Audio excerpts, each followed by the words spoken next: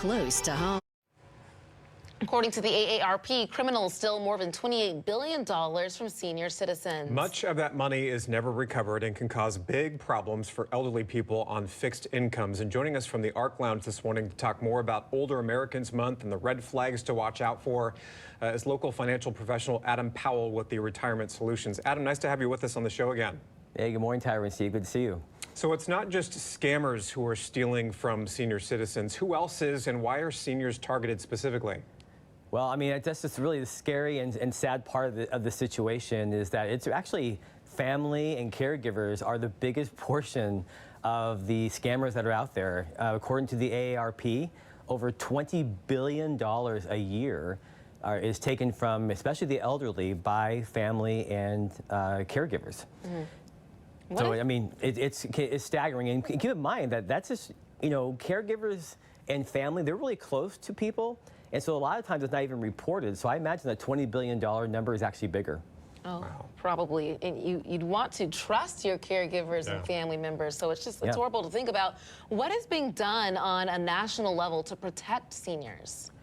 Well, they're trying. You know, on a personal level, I don't think they're doing enough, but they are right now just passed through the House, excuse me, is a bill that would help protect seniors.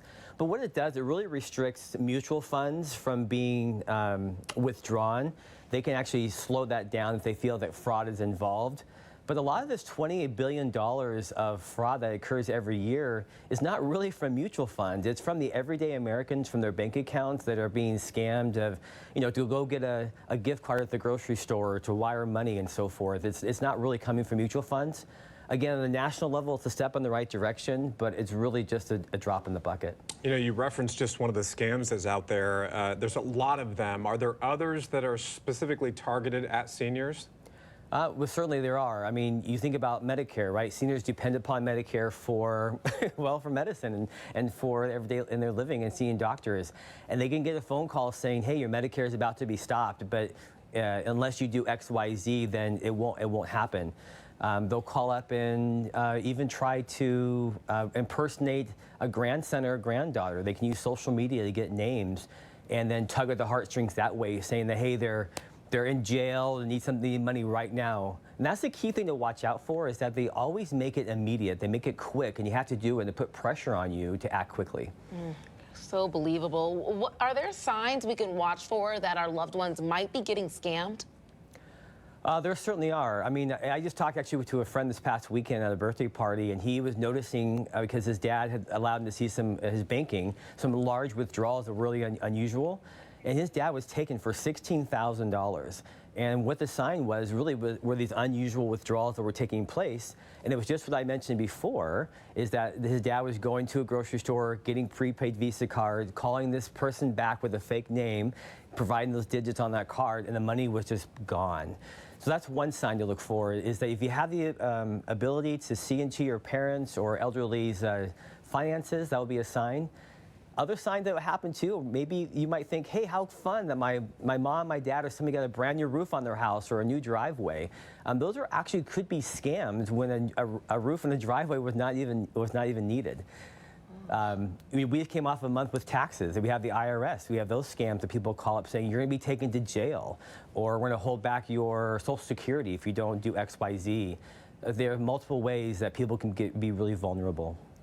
So strategic, these criminals. Oh my goodness. They're very crafty. They are crafty. So let's say one of our loved ones has been targeted, they've been scammed, it's too late, their money's gone. What can they do? Are there any actions that they should take after that? Well, the first thing that needs to be done that people fail to do is to report it. I mean, number one, you'll contact your bank, stop your credit card, let the Better Business Bureau know. All these things are very important to get attention on the matter. The fact is, sadly, getting the money back is probably not going to happen. I don't know of a situation where it has happened. All the investigations, they're very sly, and once the money's gone, it's gone. But we can, have on your financial accounts, many banks allow you to have what's called a trusted contact. It allows the financial institution to reach out to that trusted contact, not to share personal information, but just to verify, hey, are you aware of why this person would want $15,000 suddenly? And that can really help bring attention to the matter and stop it before money's actually gone out of your account. Because once the money's gone, and targeting seniors, this is money you worked for, what, 40, 40, 50 years for? And once it's gone, it's gone. Yeah, it's really important advice to pass along to some of our older viewers and their families. Adam, thanks for coming in today.